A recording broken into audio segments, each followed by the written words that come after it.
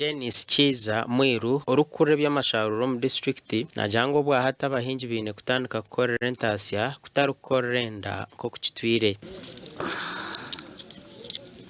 tureke gumantu hinga tukahinga twahiza kuhinga tukajya tukakuma apana nitwenda abantu bitunga umukore farming as business so atukoko muntu obwa ubusingende meji nsaba mukoze semureke mwawe na ide nungi. Just to indicate here that this project was funded by African Union with support from European Union and the government of Uganda.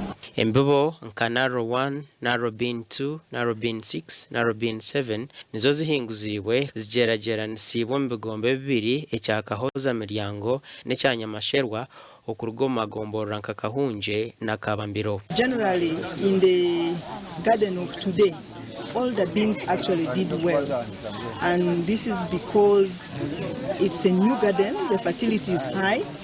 Fuhirira kwa mataka nako kubire kizibu ushanga wafuhirira wihamu season egi konka season ndijo iragare mu kugaramu urede urwizo rwakozire ki rwahwiro mu itaka. Abahingi bahagira entebe kanseji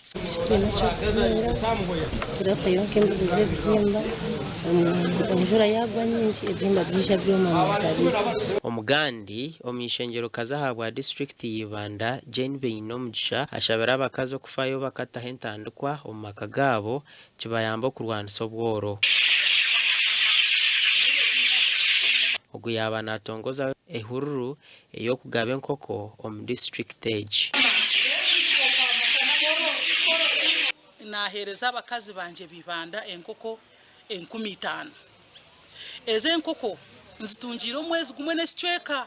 Amagombora garukuza kuganyurwamu ni 15 kandi ahirira aha yashaba abaganyirwamu kuzikoyesa okwimusya ntasya omu maka gabo.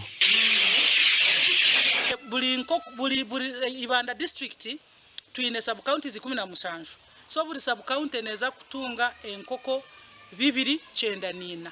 Nyoni ntwaro mugisha go kusima ho narewe jeni bino mugisha ahabo kutwatara haka turetere enkoko ahabo kongesereza ahantasya y'amakagitu. Buri mucyara kubaramkwase enkoko neza kumuretere ntasyo mu makage yatera amahuri akaguza amahuri. Gasha kwa Anthony Atwine na Timothy Mushabe.